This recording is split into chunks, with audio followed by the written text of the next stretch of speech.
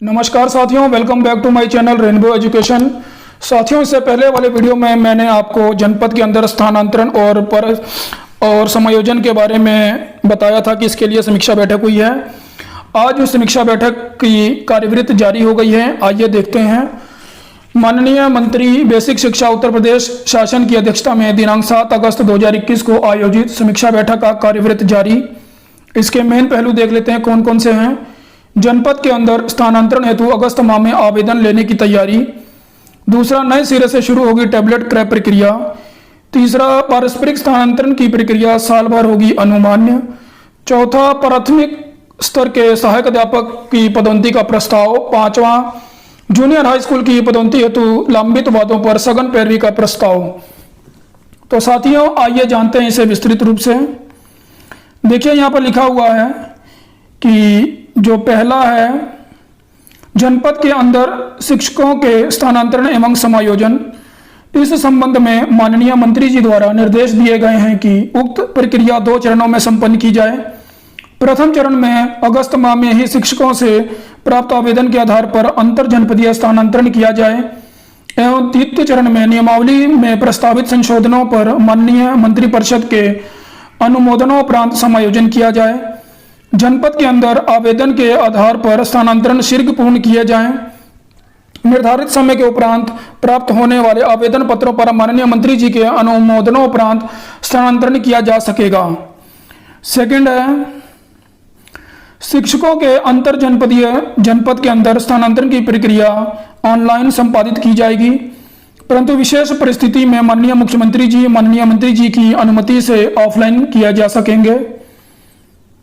तीसरा है, पारस्परिक स्थानांतरण की प्रक्रिया वर्ष पर्यंत अनुमेय किया जाए तथा उक्त प्रक्रिया को ऑफलाइन किया जाए, ताकि यदि 2 शिक्षक जिनके ग्रेड एवं कैडर समान हैं तथा आपसी सहमति से पारस्परिक स्थानांतरण चाहते हैं तो उनके लिए स्थानांतरण के प्रावधान किए जाएं।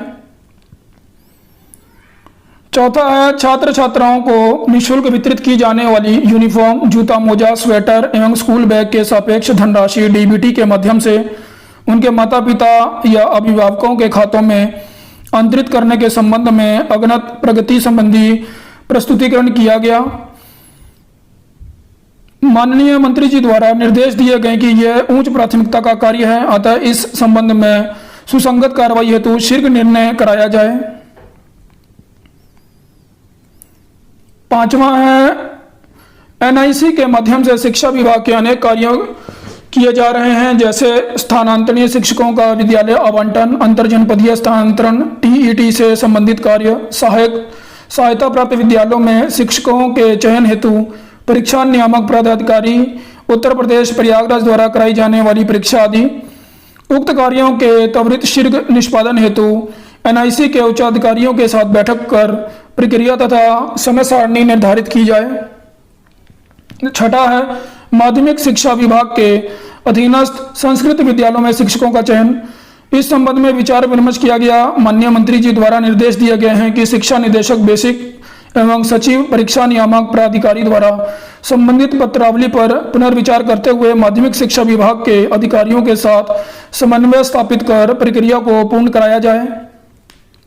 सातवां है, परीक्षा नियामक प्राधिकारी कार्यालय का सुदृढ़ीकरण। इस हेतु परीक्षा नियामक प्राधिकारी कार्यालय में तकनीकी कर्मचारियों, टेक्निकल इंफ्रास्ट्रक्चर आदि की उपलब्धता के दृष्टिगत एक समेकित प्रस्ताव शासन को उपलब्ध कराने के निर्देश दिए गए हैं, ताकि भविष्य में इस संस्था द्वारा आयोजित कराई जाने वाली परीक्षाओं के सुचारू रूप से संचालन हेतु समुचित व्यवस्था निर्धारित की जा सके। आठवां है, टैबलेट क्रय की प्रक्रिया प्रकरण में अगणित अपेक्षित प्रगति न होने की स्थिति के दृष्टिगत माननीय मंत्री जी द्वारा निर्देश दिए गए कि इस पूरी प्रक्रिया को नए सिरे से रिविजिट किया जाए। यह भी सुझाव दिए गए हैं कि इस प्रक्रिया के पूर्व ही इंडस्ट्री कंसल्टेशन कर दिया जाए, ताकि इस संबंध में टेंडर होने के बाद कोई असहज स्थिति उत्पन्न ना हो। तकनीकी सहयोग हेतु आईआईटी कानपुर से भी संबंधित क्षेत्र के विशेषज्ञों को आमंत्रित किया जाए। इसके अतिरिक्त स्मार्ट क्लास स्थापित किए जाने के संबंध में भी संपूर्ण प्रक्रिया की समीक्षा कर ली जाए, और इस हेतु भी यह इंडस्ट्री कंसल्टेशन की आवश्यकता है तो उसे भी पूर्व में ही करा लिया जाए। 9वां है मृतक आश्रित नियुक्ति। इस संबंध में निर्देश दिए गए हैं कि इस पत्रावली से संबंधित जो परीक्षाएं व आंकड़े शासन स्तर या माननीय मुख्यमंत्री कार्यालय से चाही गई है उनको तत्काल उपलब्ध कराते हुए पत्रावली शासन के माध्यम से माननीय मुख्यमंत्री जी के निर्णय हेतु प्रस्तावित किया जाए। 10वां शिक्षकों की पदोन्नति, ये बहुत ही महत्वपूर्ण है। सचिव उत्तर प्रदेश बेसिक शिक्षा परिषद प्रयागराज द्वारा अवगत कराया गया कि अगनत जूनियर हाई स्कूल के शिक्षकों के पदोन्नति के संबंध में वाद लंबित है। इस संबंध में माननीय मंत्री जी द्वारा निर्देशित किया गया कि प्राथमिक स्तर के सहायक शिक्षकों की पदोन्नति की प्रक्रिया में कोई वाद लंबित नहीं है, तो उनको सबसे पहले प्राथमिक प्रधानाध्यापक के रूप में पदोन्नत किया जाने का प्रस्ताव तैयार कर उपलब्ध कराया जाए। जूनियर हाई स्कूलों के पदोन्नति हेतु लंबित वादों का विभाग की ओर से सघन पैरवी करते हुए तत्काल निस्तारित कराया जाए और लंबित पदोन्नति को पूर्ण किया जाए। 11वां है कस्तूरबा गांधी बालिका विद्यालयों का उच्चीकरण। भवन निर्माण कार्य में तीव्रता लाई जाए तथा इसका सघन अनुश्रवण किया जाए। यह अपेक्षा की गई कि जिस ब्लॉक में कस्तूरबा बालिका विद्यालय स्थित है उस ब्लॉक के जूनियर हाई स्कूल की शिक्षिकाओं को आवेदन के आधार पर प्रतिनियुक्ति के तौर पर सुपरवाइजर प्रधानाध्यापक के रूप में कस्तूरबा गांधी बालिका विद्यालय में पदस्थापित किया जाने के संबंध में प्रस्ताव उपलब्ध कराया जाए। 12वां शिक्षा विभाग में कार्य कर रहे नॉन फाइनेंशियल MOU वाले सभी स्वयंसेवी संस्थाओं तो सभी तकनीकी व अकादमिक संस्थाओं के साथ माननीय मंत्री जी की अध्यक्षता में बैठक शीघ्र आयोजित कराई जाए। 13वां खंड शिक्षा अधिकारियों की सेवा नियमावली, प्रोन्नति, कोटा आदि पर जिस पर भी स्तर पर कार्रवाई लंबित है उसे गति प्रदान की जाए। 14वां पाठ्य पुस्तकों के वितरण की कुछ जनपद में धीमी प्रगति पर माननीय मंत्री जी द्वारा असंतोष व्यक्त किया गया तथा कार्य में शीघ्रता लाने के निर्देश दिए गए हैं।